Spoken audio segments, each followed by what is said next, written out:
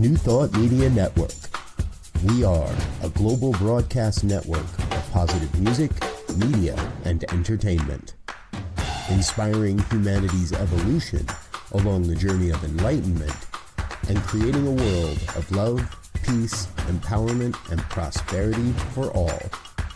New Thought Media Network. Positively inspiring.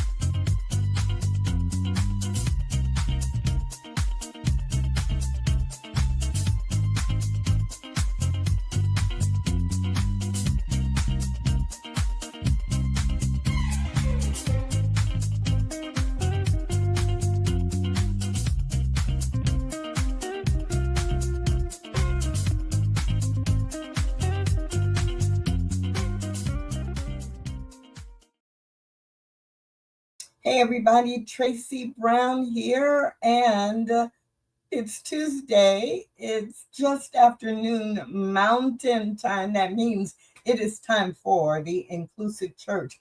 And I had to stop and think about that for a minute. Like, wait, what day of the week is it? What time is it? Where am I?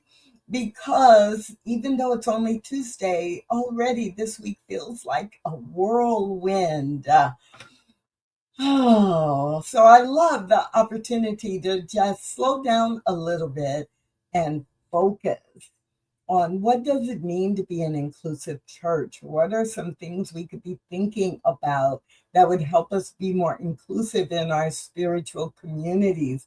How do we want to strategically transform our emotional and spiritual commitment to creating spiritual communities where oneness does not require sameness? How do we transform that into the way we actually show up in the world?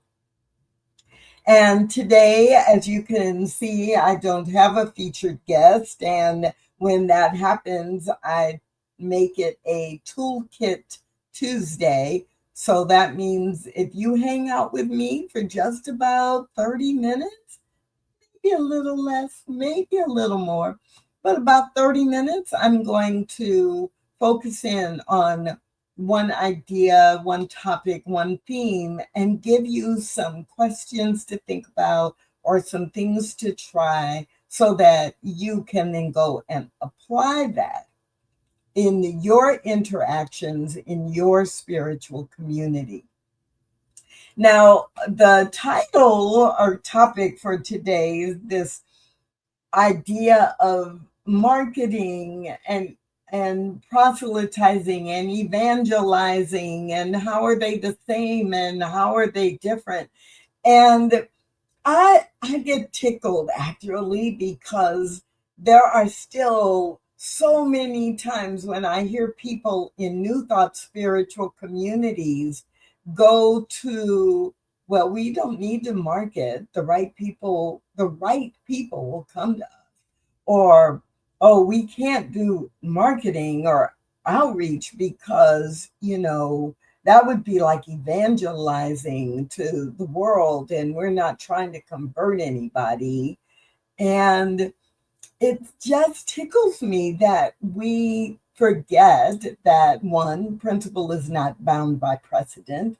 Number two, that we forget what our mission is, and that we attach these, what we then label negative behaviors, with our decisions or our priorities, and then we let those false definitions apply, or we let the dictionary definitions apply, and then we give up on our responsibility to do what we are here to do. So what am I talking about? Let's first do some definitions, right? So these are not the sole or only definitions that you can use, but let's just look at definitions for marketing, evangelism, and proselytizing. So if we go to the American Marketing Association, the way that they define marketing is pretty broad, that marketing is an activity. No, okay, it's not what you think, it's what you do. Marketing is an activity that institutionalizes and creates processes for creating, communicating, delivering, and exchanging whatever it is that you offer and its value. So obviously that's really, really very broad, because you might be marketing a product, you might be marketing a service, you might be marketing a faith, philosophy, or way of life. If you're marketing science of mind, you might be marketing a spiritually grounded philosophy if you're marketing unity, churches. And so it does depend on what you are marketing. Another definition that I really like, that I found in a very, very high level internet search, is that marketing is the performance of business activities that direct the flow of goods and services from the producer to the consumer or user. Yes. The Merriam-Webster dictionary definition of marketing is the process or the technique of promoting, selling, and distributing a product or a service. So is your church a product? Is your church a service? I don't know how you would answer that. But marketing is closing the gap between what you have to offer and those who can use it or buy it or need it. Okay, so evangelism. I loved this definition of evangelism. The spreading of the Christian gospel by public preaching or personal witness. And that made me think, well, wow, is it you can only be doing evangelism if you are preaching, teaching, or witnessing, or giving a testimony about the Christian gospel? So I looked a little further and found this. In biblical terms, evangelism is the act of proclaiming the gospel or good news of Jesus Christ with the aim of persuading others to believe in him and to receive salvation. It is essentially sharing the message of Jesus' life, death, and resurrection, and the offer of forgiveness and eternal life through faith in Jesus. And so again, it was directly related to Christian gospel. And then this too is related to Christianity and to Jesus, but I liked it, so I'm going to share it with you too. So Jesus' teaching on evangelism centered on the, quote, Great Commission, end quote, instructing his followers to make disciples of all nations by baptizing and teaching them. This involves sharing the good news or the gospel and inviting others to believe in Jesus and to be saved. Evangelism in this context is not just a suggestion, but a command. However, I had to search a little bit to go beyond the direct link between evangelism and Christian gospel, specifically Jesus. So evangelism comes from the Greek words euangelion, which I am probably woefully mispronouncing. But what it means is a good message or gospel. And another Greek word, which means to announce, to declare, to bring or preach this good news or this good message. And when I read that, when it was taking me back to the Greek etymology of the word, I was like, okay, so now I understand at another level. Some of you may remember as Apple, the company Apple at that time was going by that name. And as they came out, they talked about evangelists, that you are the Apple evangelists, or that key people were the Apple evangelists. And that if you bought into Apple based or created products, then you became an evangelist too, spreading the good news about these amazing products and how they were shifting the industry, and I guess maybe even being the savior of your technology related life, right? And so we have seen evangelism used in other ways than just related to Jesus and Christianity, but it's pretty rare.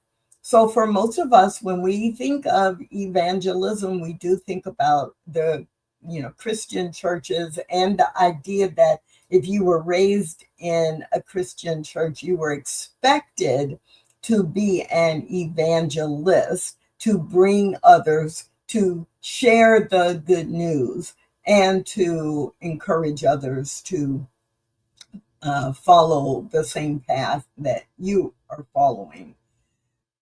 So I had to ask myself, is there a difference between evangelism and proselytizing? Because when I was growing up, and I was pretty young, a tween or an early teenager, I would have said they are exactly the same thing. And then when I got older, I was like, well, I think there's a nuance, right? When you're proselytizing, maybe you actually are a little more pushy than just being, there was a part of evangelism that was kind of, yes, it's exciting. Yes, it's my own testimony. Whereas with proselytizing, it felt like, in my mind, as I got a little bit older, more like, I am telling you, you are bad, you are wrong, etc., and I am here to save you, versus I'm sharing what's good about my religion so that you know why it's good for me. And proselytizing felt more like, you're the problem, you're bad, and this is going to fix you.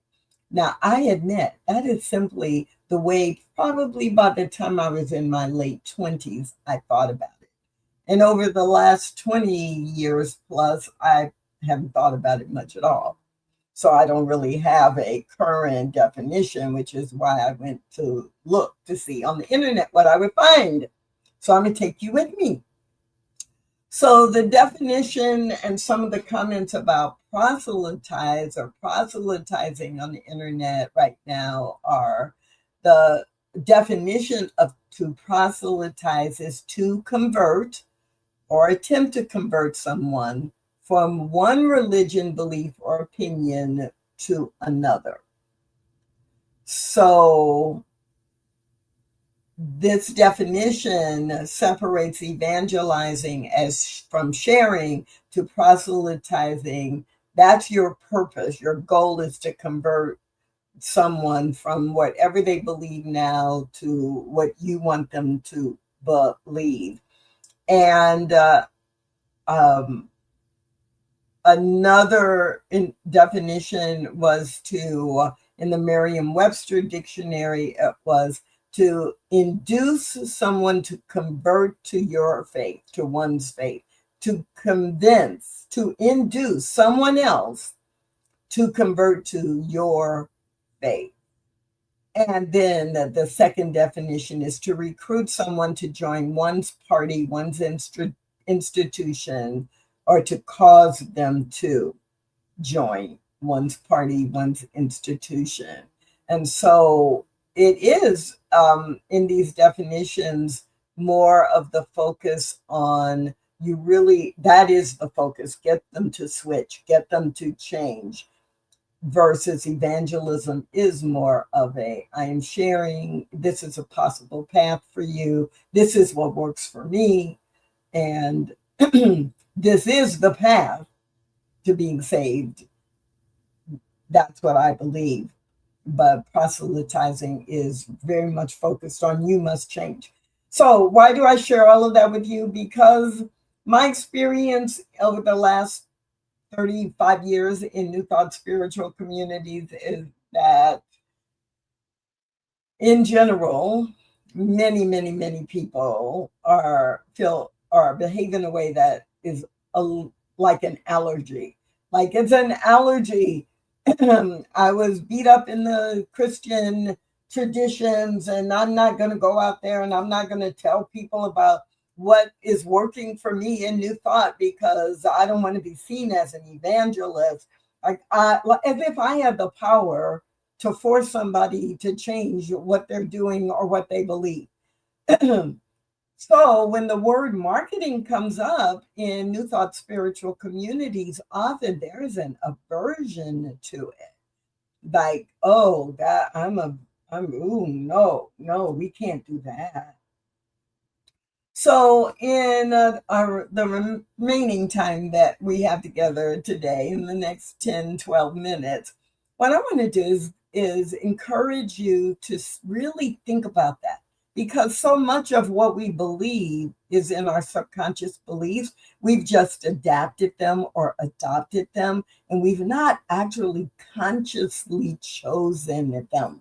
And I want you to consciously choose to market if it is appropriate for you. And the reason I add that is this. You can have an inclusive spiritual community with 5 people. You can. If you want your church to be 5 people or 10 people, or let's say you have 40 people right now and you all love each other and you can have an inclusive community because you can have 40 people and you all know each other real well. You're not all the same. You're different age groups. You grew up in different places. Maybe some people speak a different language, but you're comfortable and you're not trying to grow your church. You could be inclusive and you don't need to do any other marketing. Although I would say just by you sharing with your friends or family members what you're doing, that's a form of marketing. But so you don't have to market to be inclusive. However, the nature of being inclusive and growing, with those two things are in your strategic priorities, then you are going to have to market. The days of saying, oh, we're here and everyone is welcome, and because we're here holding the space, the right people will show up and they will find us.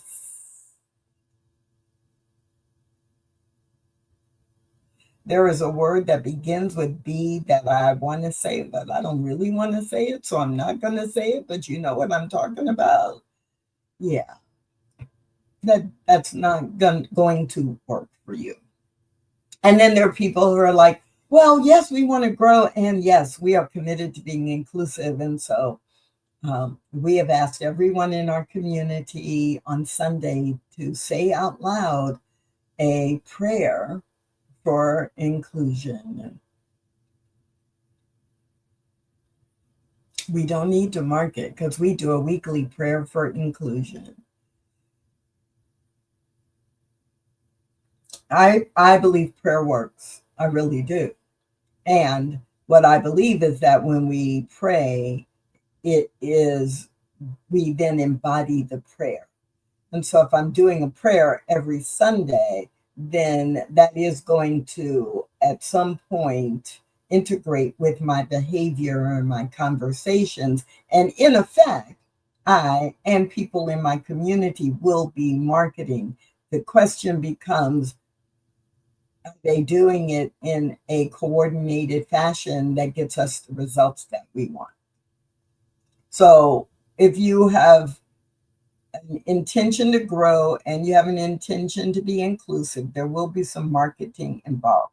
So I want to encourage you to heal your unhealed woundedness about the traditional definitions of evangelism and proselytizing.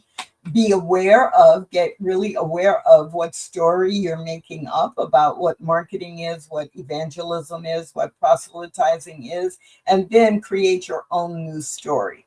And how do you do that? What are some of the questions that you might ask yourself individually, or you might ask yourself as a church group, as a congregation, or as a board of directors, or as a core council, or a staff at a New Thought spiritual community or in a ministry? What are some of the things you want to be sure to ask? So, number one, go back to, why does your church exist? Really, why do you exist? Do you exist to serve 5 people?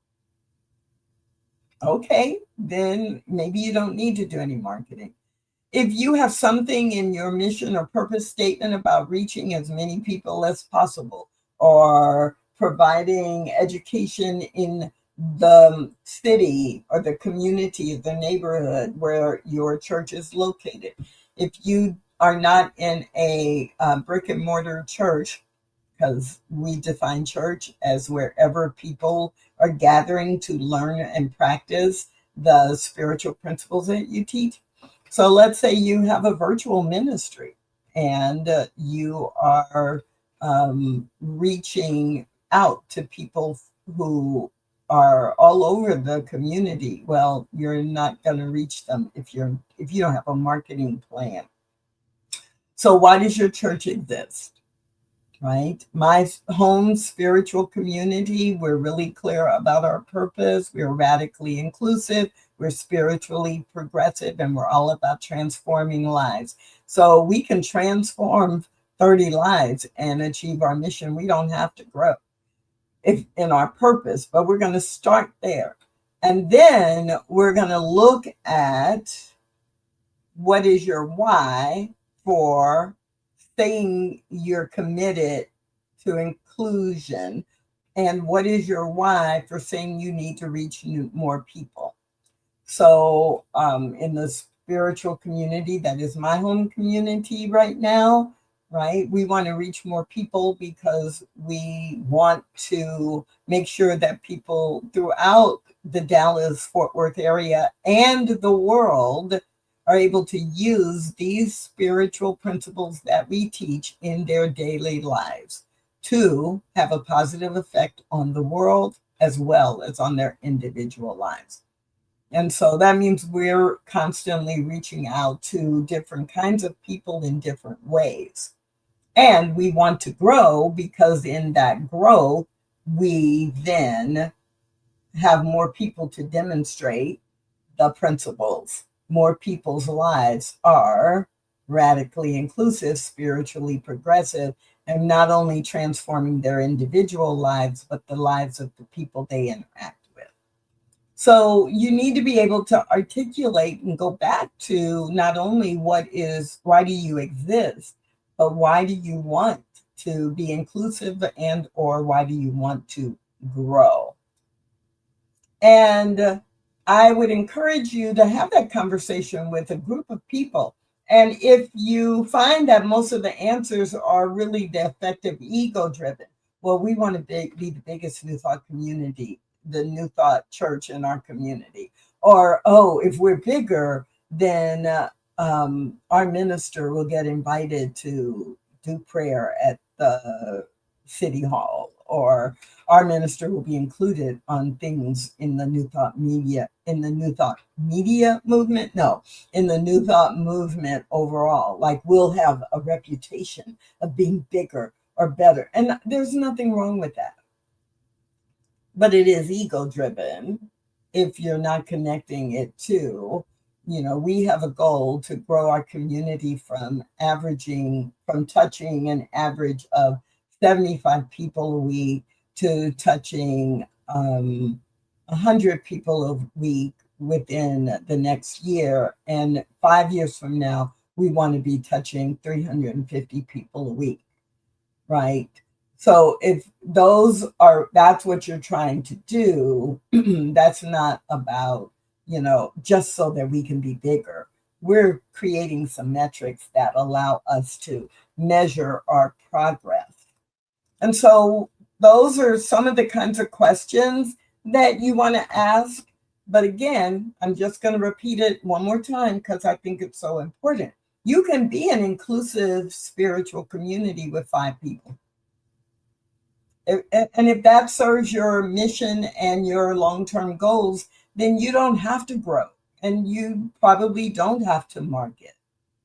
But what I keep hearing from many, many, many spiritual communities that are affiliated with New Thought denominations is that because they haven't marketed, because they have confused or conflated marketing with the negative side of evangelism or proselytizing, because of that, there's been no real strategic marketing. And now 90% or more of their community are the same race and over the age of 60. And some don't have hardly anyone under the age of 70. And because of that, they're realizing, oh my, we have a lot to offer. And these principles that we teach are really relevant today. And we need to market to people who are in their 20s, 30s, 40s, and 50s and create a different kind of community. And so if that's you, or if that's your congregation, your church, then you are going to have to heal any woundedness that is in you or your folks, your congregation, around evangelism and proselytizing, because you can redefine them just like I am redefining the word church, reclaiming it as not a building, but as the people who come together. So I'm going to close out with the call to action for things that you can do as you're asking those questions. Number 1, examine your reason. Examine your reason for wanting to be inclusive and wanting to grow. Number 2, examine the methods that you are using or considering using in order to be inclusive and in order to grow. Number 3, then design the specific strategy that you want to take and who will be involved and what are your key messages and key actions. Because it's not just what you say, it's how you say it and what you do. And then 4, identify upfront how you will measure your progress. Don't go off doing 10 things and planning 5 new projects without having identified what are your metrics or what are your progress points, so that you know you're moving from 75 people a week in participating in different programs and services to 100. And how will you celebrate when you get to averaging 100 week after week after week, even though you're on your way to 150, 175, and ultimately 5 years from now, 350 people engaging in your services, your classes, your programs online and in person.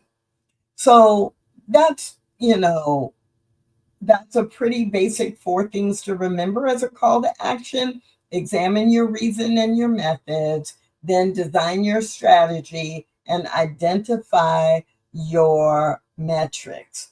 If you can do that related to being inclusive, you will not only see results, but you will weed out any old false beliefs or old stories about evangelism and proselytizing. You will focus on sharing what you have and the value of what your church brings, both for individuals and for the community, and for navigating the crazy world that we are all living in today. For more information, obviously, you can check out stainedglassspirit.net or check out Stained Glass Spirit on Facebook. And I hope, I hope that I will see you right back here on the New Thought Media Network next Tuesday at 1 p.m. Central, but 12 noon Mountain Time. My name is Tracy Brown. See you again soon. Thanks for watching The Inclusive Church with Tracy Brown. Join us again next week at 12 noon Mountain Time.